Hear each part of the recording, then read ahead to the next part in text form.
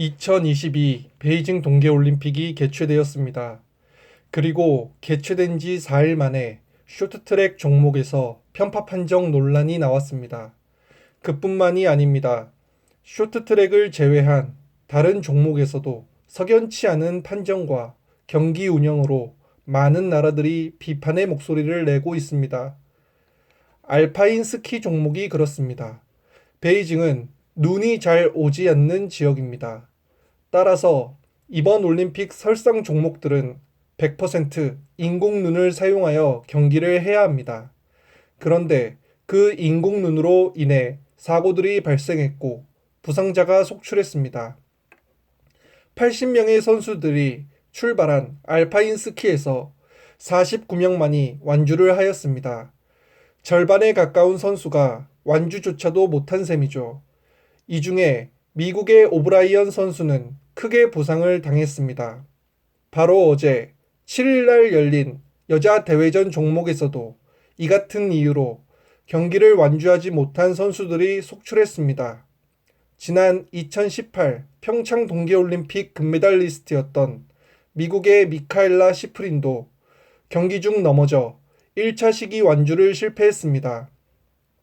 그만큼 눈이 내리지 않는 내륙 지방에서 열리는 동계올림픽에 100% 인공눈으로 치러지는 경기들로 인하여 선수들은 너무나 달라진 조건에 많은 사건 사고를 겪고 있습니다.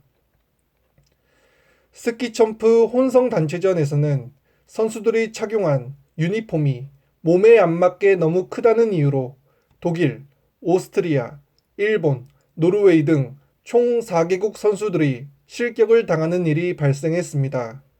납득이 가지 않는 건 실격의 사유가 모두 똑같은데 독일은 1회차 예선에서 실격을 당했고 오스트리아, 일본, 노르웨이는 2회차 결선에서 실격을 당했습니다.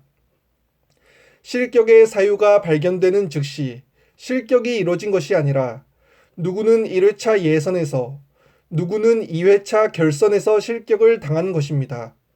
그래서 실격을 당한 4개국 선수들은 쉽게 이해를 하지 못하고 있습니다. 분명 어떤 의도와 목적을 가지고 편파 판정이 이루어진 것이 아니냐는 말이 나옵니다. 해당 규정은 실제로 존재합니다. 그러나 이런 경우는 처음이라고 선수들은 말합니다. 심지어 선수들이 입은 유니폼은 같은 대회 개인전에서도 사용된 유니폼입니다. 그 당시에는 아무런 논란이 없었습니다. 스키 점프 혼성 단체전 일본 여성 대표로 출전한 다카나시 사라 선수는 높은 점수를 획득해 일본을 3위하고의 격차를 크게 따돌리며 2위에 올려놓았습니다. 그러나 이후 유니폼 규정 위반으로 오스트리아, 독일 선수들과 함께 실격 처리가 되었습니다. 다카나시 사라 선수는 충격을 받았고 끝내 눈물을 보이고 말았습니다. 일본 당국은 사전에 이 사실을 체크하지 못했던 코치진과 1차 시도 이후에 이 사실을 체크한 동계올림픽 주최 측 모두에게 비판의 목소리를 내고 있습니다. 독일 또한 마찬가지입니다. 무려 4개의 타이틀을 보유한 스키 점프 강국인 독일도 이번 실격 처리에 대해서 독일 네티즌들의 분노하고 있습니다. 갑자기 발생한 경위에 대해 이해도 수긍도 쉽지 않은 상황이라고 합니다. 바로 어제 쇼트트랙에서는 더 심한 편파 판정 논란이 있었습니다. 러시아 올림픽위원회 선수와 미국 선수가 중국 선수의 주행 진로를 방해했다는 이유로 실격이 되었습니다. 하지만 이해하지 못할 판정이 있었습니다. 쇼트트랙 계주 경기에서는 다음 주자에게 터치를 해야 합니다. 계주니까요. 그런데 중국 대표팀은 이 계주 경기에서 터치를 하지 않았습니다. 방해를 받더라도 터치는 해야 하는 게 계주 경기임에도 불구하고 블루투스처럼 접촉을 하지도 않았는데 연결이 된 기이한 판정이었습니다. 아무리 앞에 선수에 의해 방해를 받았다 하더라도 계주 경기 주자 간에 터치에 있어서 방해를 받았기 때문에 주자 간에 서로 터치가 제대로 이뤄지지 않는 경우에는 주자 간의 터치가 이뤄진 것으로 인정한다. 라는 규정 자체도 없습니다. 규정도 없는데 인정하고 넘어간 것이죠.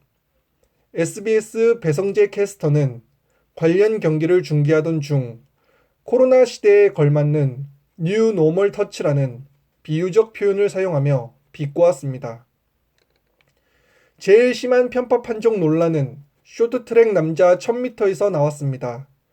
쇼트트랙 남자 1000m 준결승전에 출전한 대한민국의 황대현 선수와 이준서 선수는 심판이 라인 변경을 문제 삼아 실격을 당했습니다.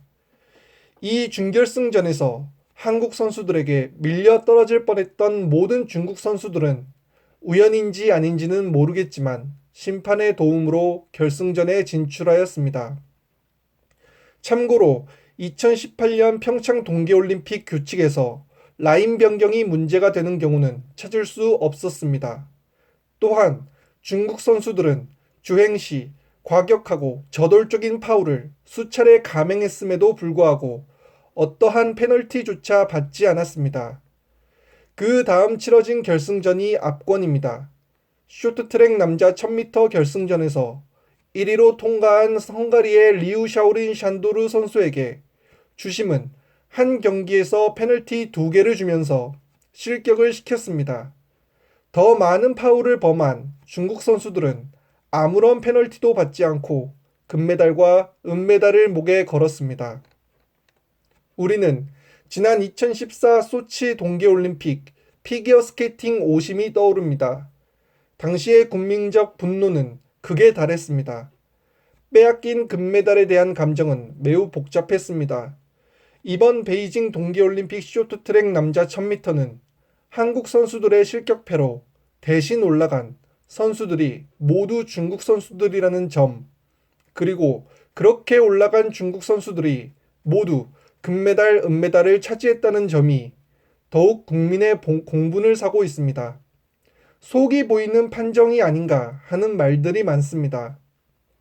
이제 쇼트트랙 9개 종목 중 3개가 끝났습니다. 나머지 6개 종목은 시작도 하지 않았습니다. 하지만 벌써 쇼트트랙 2개 종목에서 석연치 않은 납득하기 힘든 판정 시비가 나왔습니다. 중국 선수가 메달권에 있으면 경기는 어떻게 진행될지 이제는 충분히 예상할 수 있는 상황이 돼버렸습니다. 이러한 편파 판정 논란이 지속된다면 단순한 판정 시비와 논란에 그치는 것이 아니라 국민 분노와 중국 혐오 정서가 만연해질 것으로 생각됩니다. 또한 피해를 입은 국가들의 판정에 대한 공론화를 통해 올림픽 보이콧 또는 올림픽 제소까지 이어질 수 있어 매우 심각한 상황으로까지 이어질 수가 있습니다. 이러한 판정 논란으로 인해 주변국들의 비판은 갈수록 거세지고 있습니다. 각종 SNS와 커뮤니티를 통해서 해당 경기 영상은 여기저기 퍼져나가고 있습니다. 이러한 논란에 대해 아무것도 몰랐던 국민들도 퍼져나간 영상을 통해 사실을 알게 되었습니다. 특히 동계올림픽 쇼트트랙의 경우 하계올림픽 양궁과도 비슷한 위치의 종목입니다. 대한민국의 확실한 메달권 종목이란 말이죠. 그런데 이런 판정 논란이 나왔습니다. 선수들과 코치진, 대한민국 선수단은 당혹감을 금치 못하고 있습니다. 4년을 기다린 꿈의 무대 올림픽. 이러한 올림픽에서 납득할 수 없는 석연치 않은 판정이 나왔습니다. 선수들은 충격에 빠졌고 탄식을 금치 못했습니다. 모두에게 평등해야 할 올림픽이 누군가에게 기울어진 올림픽이 되었습니다. 감사합니다.